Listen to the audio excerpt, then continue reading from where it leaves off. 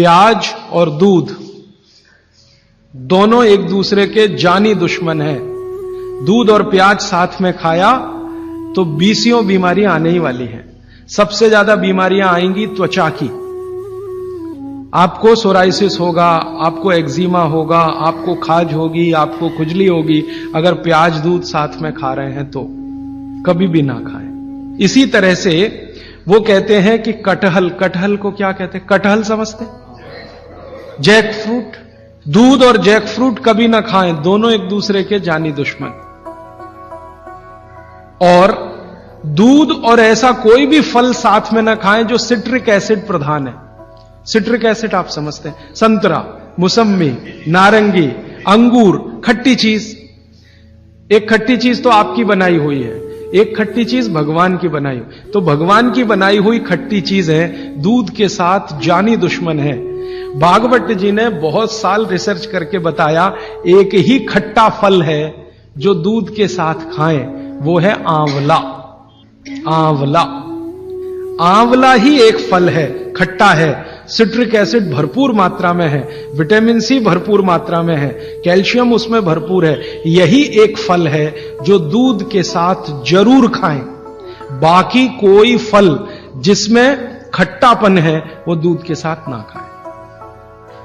आम भी, आम अगर खट्टा है तो दूध के साथ ना खाएं, मीठा है तभी खाएं। आम और दूध की दोस्ती बहुत जबरदस्त है, लेकिन खट्टे आम की दूध से दोस्ती नहीं है। मीठा आम, एकदम मीठा आम, पका हुआ आम, उसी को दूध के साथ खा सकते हैं। एक और उन्होंने गिना है। वैसे तो आप जैन हैं तो ये बात आपके लिए लागू ही नहीं होती, लेकिन जैन नहीं है इसलिए कह रहा हूं। तो कभी भी शहद और घी एक साथ ना खाएं। दुनिया का सबसे खराब जहर है ये, शहद और घी। शहद घी साथ में ना खाएं। शहद खाना है तो घी ना खाएं, घी खाना है तो शहद ना खाएं। इसी तरह से उड़द की दाल और दही गलती से भी साथ में ना खाएं। उड़द की दाल, वैसे तो मैंने कल बोला था द्विदल, द्विदल में सबसे खतरनाक है उड़द की दाल। उड़द की दाल के बारे में जितनी भी रिसर्चेस भारत में हुई हैं वो ये कहती हैं कि ये दालों की राजा है, इसलिए ये अकेला ही खाएं।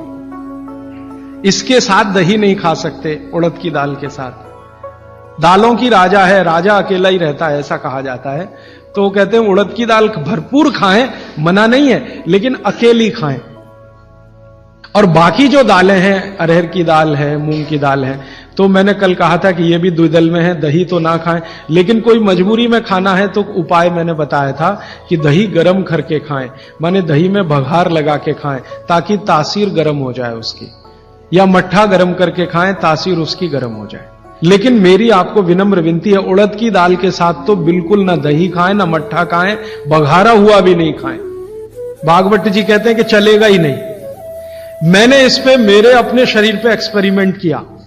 मैंने एक दिन कहा कि चलो खा के देखते हैं। भागवत जी ने कहा ना खाएं, खा के देखें क्या होता है शरीर को।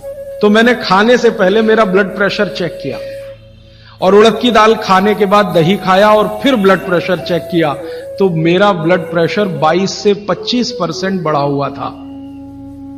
फिर मैंने सोचना शुरू किया कि रोज रोज अगर मैं ये खाने लगूं उड़द की दाल और दही उड़द की दाल, तो 100% 6-8 महीने में हार्ट अटैक आ ही जाएगा।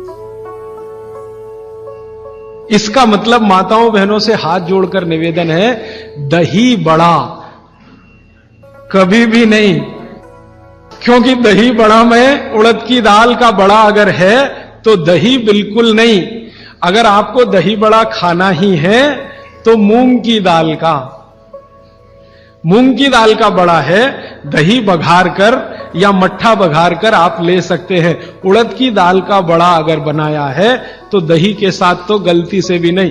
उड़द की दाल का बड़ा सीधे चटनी से खा सकते हैं, दही से नहीं। और अगर शादी ब्याह है आपके घर में तो मीनू बनाते समय ध्यान रखें कि मेहमानों को उड़द की दाल का बड़ा और दही ना परोसें, नहीं तो दोहरे पाप के भागीदार बने। आप अपना तो नाश करेंगे ही, आने वालों का भी नाश करेंगे। और अतिथि देवता है, उसको जहर ना खिलाएं। तो ऐसी एक सूची है। मैंने तो आपको 4-5 चीजें बताई हैं, विस्तार से आप पुस्तक में देख सकते हैं।